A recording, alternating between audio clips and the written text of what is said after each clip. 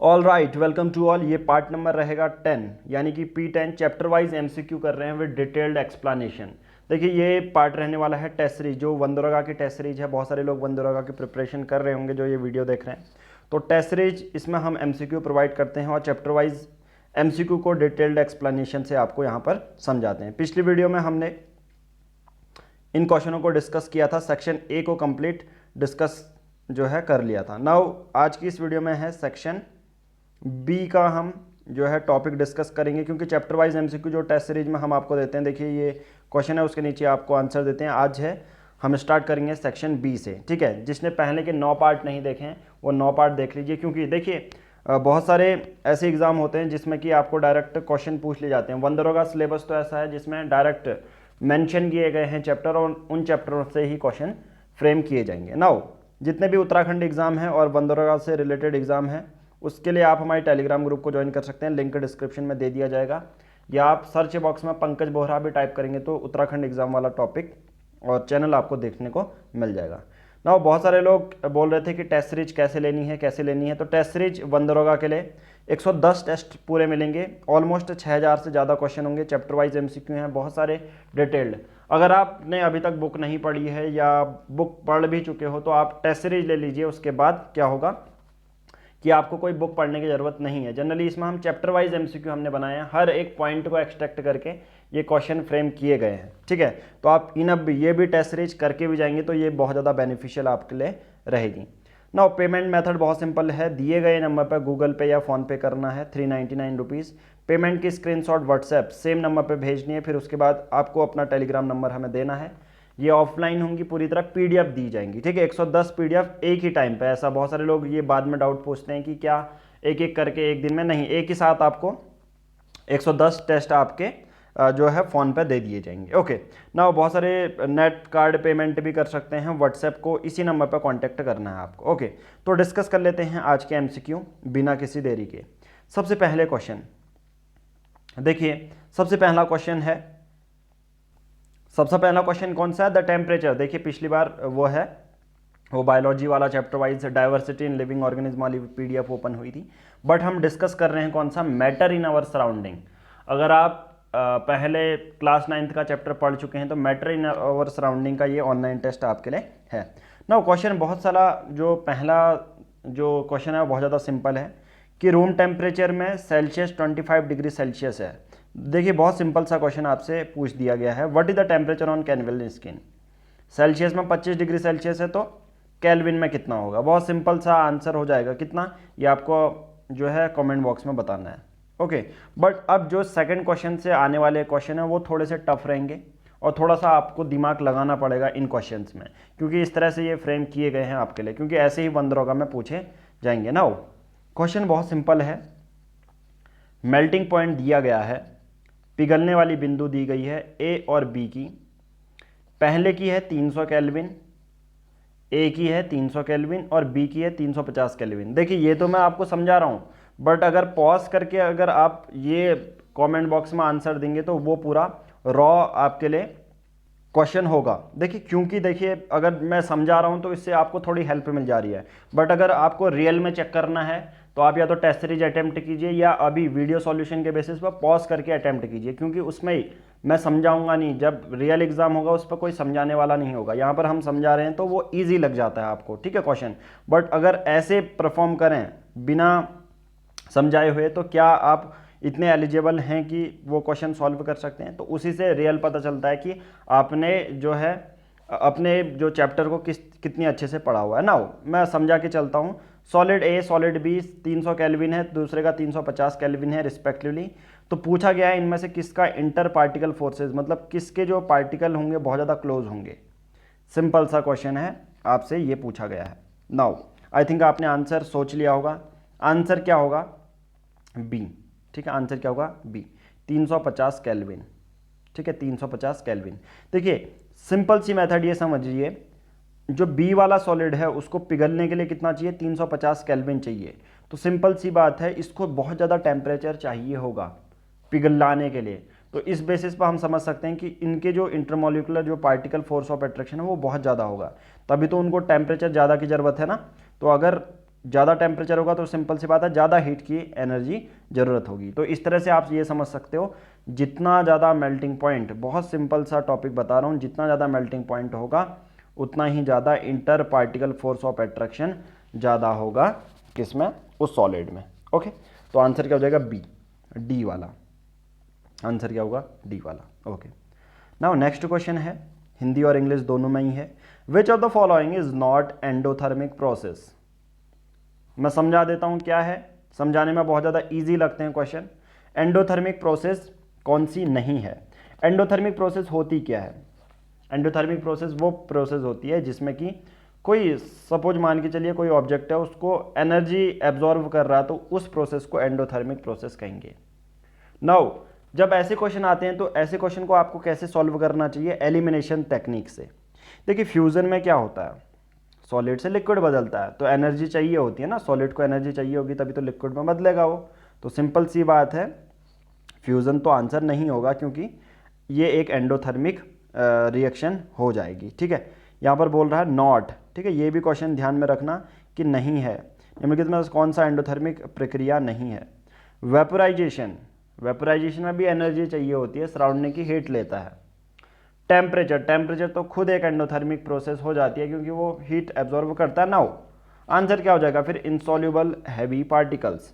Now insoluble heavy जो impurities होती हैं वो एक तरह से एक्सोथर्मिक रिएक्शन होती है।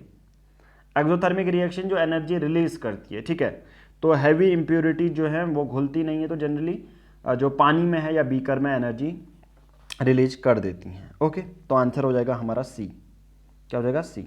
ओके, नाउ नेक्स्ट, बहुत सिंपल सा क्वेश्चन है अगला। The major gases present in the air is, 4 option दिए गए हैं, पॉज करके अपना आंसर बताना, और लास्ट में टोटल 10 में से कितने मार्क्स आए वो भी आप बता सकते हो। नाउ हवा में मौजूद 2 प्रमुख गैसें हैं, 4 ऑप्शन दिए गए हैं। आपको बहुत ज़्यादा कन्फ्यूज़न होता है तो आप क्या कर लीजिए, एलिमिनेशन टेक्निक आपको अपनानी चाहिए।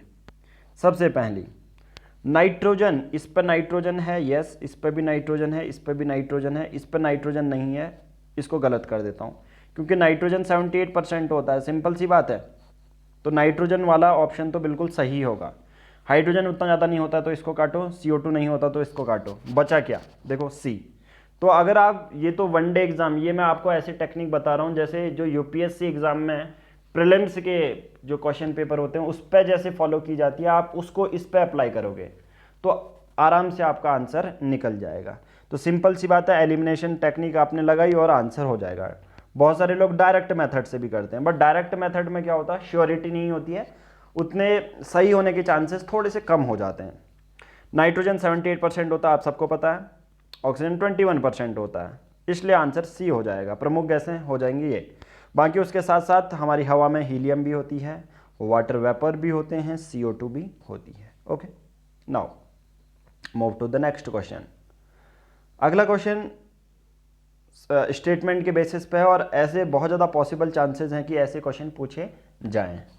पॉज करके अपना आंसर लिख सकते हैं, खुद पढ़ लें फिर आंसर दें, ठीक है। अपने को चेक करना है तो मेरे समझाने का इंतजार मत करें, पॉज करके अपना आंसर कमेंट बॉक्स में लिखें। गलत होगा कोई इशू नहीं है, क्योंकि इतना जब हम अभी गलत कर रहे हैं इसलिए गलत कर रहे हैं ताकि रियल जब एग्ज़ाम हो उस पर सही कर पाओ आप, तो ये मेजर चीज़ होती है। स्टेटमेंट 1 और स्टेटमेंट 2 दो स्टेटमेंट दिए गए हैं। सबसे पहला, in Kelvin temperature the symbol 0 is not used. क्या केल्विन में कभी 0 यूज़ नहीं होता, सोचना पड़ेगा ये। दूसरा, mercury is use in glass thermometer because it does not stick with glass. Mercury इसलिए ग्लास के थर्मोमीटर में यूज़ किया जाता है क्योंकि वो चिपकता नहीं है ग्लास से। क्या ये रीज़न सही है? 2 स्टेटमेंट दिए गए हैं। हिंदी माध्यम के लिए ये ऑप्शन है, पॉज करके हिंदी माध्यम इसको समझा सकता है या समझ सकता है। ओके, नाउ आंसर क्या हो जाएगा? दोनों ही आंसर बिल्कुल सही हैं, तो both A and B. Answer क्या हो जाएगा? डी हो जाएगा इसका आंसर, क्योंकि आप सबको पता है केल्विन टेम्परेचर में जो सिंबल 0 इज नॉट यूज्ड। दूसरा, mercury use in glass thermometer because it does not or it doesn't stick with the glass. ठीक है, तो चिपकता नहीं है, बहुत ज़्यादा शाइनी होता है, इस वजह से मरकरी को यूज करते हैं। Okay, now move to the next question. Next question है, which of the following solid undergo sublimation upon heating. अब बहुत सारे लोग सोचते होंगे फिफ्थ के बाद सिक्स्थ कैसे आया। ठीक है, रैंडम क्वेश्चनिंग की गई है तो कोई इश्यू नहीं है। आंसर में जो है सेवंथ है। ठीक है, ऐसा नहीं है कि सिक्स्थ जो है वो डायग्राम वाले क्वेश्चन थे इसलिए वो एड अप नहीं हुए हैं। Now which of the following solid undergo sublimation upon heating. इनमें से कौन सा सॉलिड है सब्लिमेशन करेगा अगर गर्म किया जाता है। चार ऑप्शन दिए गए हैं, पॉज करके अपना आंसर बताना। निम्नलिखित में से कौन सा ठोस गर्म होने पर उच्च बनाने के लिए गुजरता है। नाउ सब्लिमेशन प्रोसेस क्या होती है। सॉलिड से डायरेक्टली गैसेस में कन्वर्ट होना। मैं आंसर बता देता हूं, आंसर क्या हो जाएगा डी। आंसर क्या है डी, आयोडीन। अब आपको तीन ऐसे एग्जाम्पल देने हैं कमेंट बॉक्स में जो सब्लिमेशन प्रोसेस शो करते हैं। सब्लिमेशन मतलब तीन ऑब्जेक्ट ऐसे बताने हैं जो डायरेक्ट सॉलिड से लिक्विड में चेंज हो जाते हैं। ये बहुत इंपॉर्टेंट क्वेश्चन हो जाएगा। ओके, नाउ नेक्स्ट क्वेश्चन करते हैं। नेक्स्ट क्वेश्चन क्या है, which of the following is not a compound. आपके बेसिस पे कंपाउंड कौन नहीं है। चार ऑप्शन दिए गए हैं, आई थिंक आपने अपना आंसर पॉज करके दे दिया होगा। नाउ निम्नलिखित में से कौन सा एक यौगिक नहीं है। यौगिक संगमरमर, वॉशिंग सोडा, त्वरित चूना या पीतल। बहुत सिंपल सा क्वेश्चन है। कभी ऐसा क्वेश्चन आए तो एलिमिनेशन मेथड यूज करो, अपना आंसर तक पहुंचो। मार्बल तो हो ही नहीं सकता, CaCO3 क्योंकि ये एक कंपाउंड है। यहाँ पर पूछा है नॉट ए कंपाउंड, यौगिक नहीं है क्योंकि मार्बल एक कंपाउंड है। CaCO3 है तो देखिए कैल्शियम कार्बोनेट। कंपाउंड वो होता है जो केमिकली आप फिजिकली उसको अलग नहीं कर सकते, उसे कंपाउंड कहते हैं। जनरली दो या दो से अधिक जो एलिमेंट से मिलकर बना रहता है उसे कंपाउंड कहते हैं। अब कभी भी आपके पास मार्बल आता है तो मैं कहूँगा यार मुझे कैल्शियम चाहिए, तो ऐसा थोड़ा ना होगा ना आप कैल्शियम तोड़ के मुझे दे दोगे। आप जो भी टुकड़ा दोगे उसमें कैल्शियम कार्बोनेट होगा ही होगा, उसमें Ca भी होगा, C भी होगा, O भी होगा, तो तभी तो उसे कंपाउंड बोल रहे हैं। एक वॉशिंग सोडा भी एक कंपाउंड है। कमेंट बॉक्स में उसका आपने क्या करना है, फॉर्मूला, केमिकल फॉर्मूला बताना है, क्योंकि वॉशिंग सोडा और बेकिंग सोडा ये दोनों केमिकल फॉर्मूले आपसे बहुत ज़्यादा मोस्ट प्रोबेबल चांसेस हैं कि पूछे जाएं। Okay, now क्यूकलाइम। क्यूकलाइम तो चूना होता है, ठीक है, तो ये भी एक कंपाउंड है, तो आंसर बचा ब्रास। अब बहुत सारे लोग सोचते हैं ब्रास क्यों है एक कंपाउंड, मतलब क्यों नहीं है एक कंपाउंड। ब्रास एक तरह से हम कहेंगे कि होमोजेनस मिक्सचर है। It is not a compound but it is a homogeneous mixture of copper and zinc. ठीक है, तो एक तरह से मेटल के ही फॉर्म में, एलिमेंट की ही तरह इसको कंसिडर किया जाता है as instead of compound. Okay, तो ब्रास बना रहता है कॉपर और जिंक, बट ये एक होमोजेनस मिक्सचर है, it is not a compound. थोड़ा सा ये डिफरेंस समझ लेना, ठीक है।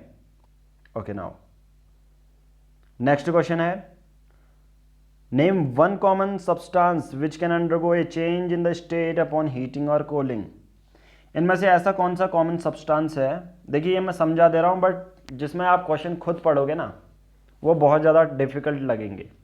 और बहुत सारे लोग ये भी सोचते हैं कि ये चैप्टर वाइज MCQ बहुत ज़्यादा सिंपल है। नहीं, अगर आप बल्क में, अगर आपको दे दिए जाएं 50 क्वेश्चन तो मोस्ट प्रोबेबल चांसेस हैं 50/50 किसी के नहीं आएंगे।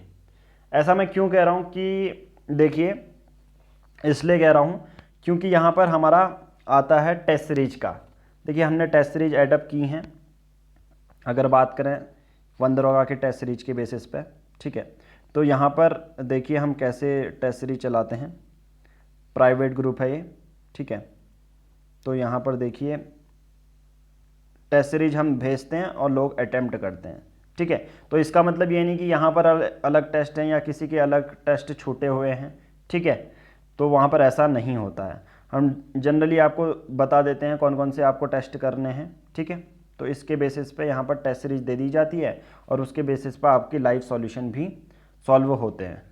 तो अब बहुत सारे लोग ये भी समझते हैं कि ये जो टेस्ट सीरीज आप करवा रहे हैं अब तो ये हमारा कोर्स छूट गया होगा। नहीं, वो टेस्ट सीरीज कॉमन है तो वो रिपीट होती रहती हैं, हम टेस्ट देते रहते हैं और लोग सॉल्व करते हैं, इससे रूटीन बना रहता है। बाकी वही टेस्ट आपको PDF फॉर्म में टेलीग्राम में आपको भी दे दिए जाते हैं। ओके, नाउ आपका क्वेश्चन है, name A one common substance which can undergo a change in state upon heating और कूलिंग, ठीक है। तो आंसर क्या हो जाएगा, आंसर क्या हो जाएगा, आंसर हो जाएगा वाटर। वाटर क्या हो सकता है, हीटिंग और कूलिंग।